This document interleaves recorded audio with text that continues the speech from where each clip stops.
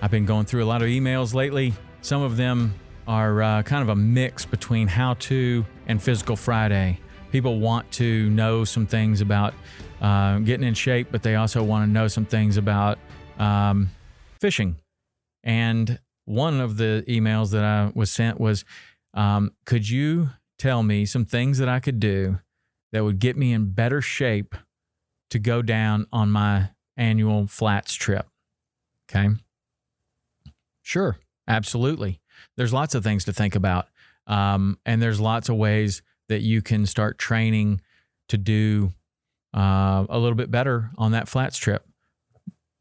What is one thing that you always do on a flats fishing trip? You're going to stand up all day long in a rocking boat. Okay. So most people aren't used to standing up all day. In fact, most people sit all day. So a lot of the clients that come down are not equipped, not ready to be standing all day doing anything, much less on a rocking boat. So leg strength is super important.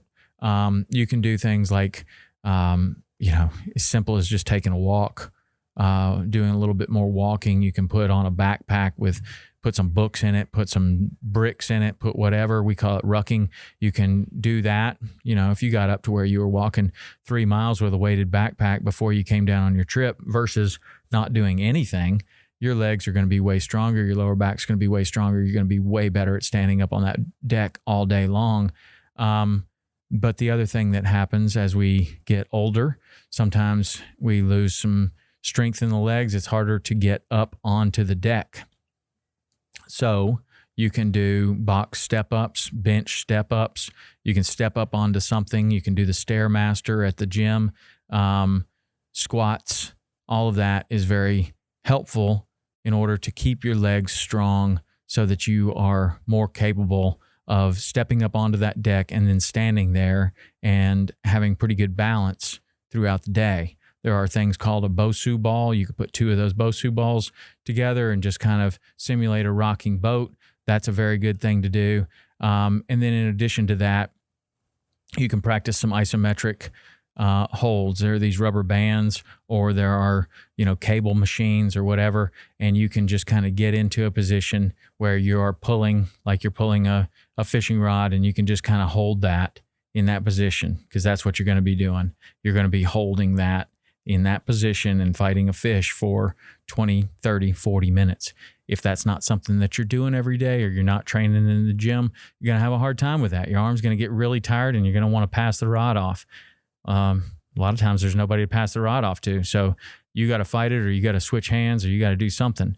But for somebody that's in really good shape, not going to be a problem at all. Somebody that sits all day and wants to have the best fishing experience that they can, you need to do a little bit of preliminary training. And it seems like it might be silly to train for a fishing trip, but it's physical. You're standing up all day long.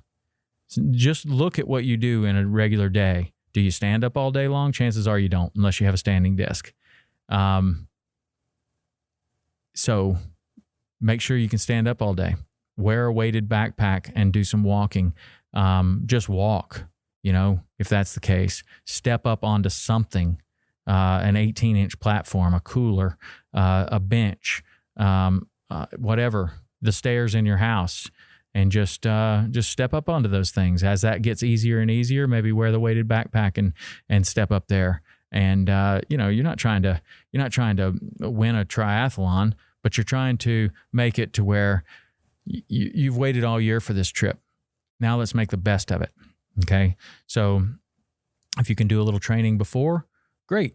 We've talked a couple of times about the different types of casting drills that you can do, but I guess it doesn't matter how good a caster you are if you can't stand up on the deck all day. So you do need to have some sort of minimal physical strength in your legs, particularly. And that way you'll be able to get up on the deck, stay on the deck, and maintain your concentration throughout the day without getting too tired. The other thing to think about is when you're actually there, you need to take care of yourself, man. You've waited all year for this trip. You want to do the best you can. Take it a little bit easy at night. Get to bed a little bit earlier than maybe staying up till 2 o'clock in the morning drinking and stuff like that. Whatever, that's fine. Everybody wants to have a good time on the trip, but just know that that's going to affect you the next day. If you want to have the best trip, have a reasonable dinner, get to bed early, and then when you're out on the boat, the most important thing that you can do is drink a lot of water. Most people get dehydrated and start going down after 2 or 3 days. So work on that leg strength before you go, and drink a lot of water when you're there. Other than that, catch some fish, have a good time, and let me know if this helped. podcast@saltwaterexperience.com. That's the email address. Go to iTunes, rate and review this show if you can. I'd really appreciate it. And until next week, see you.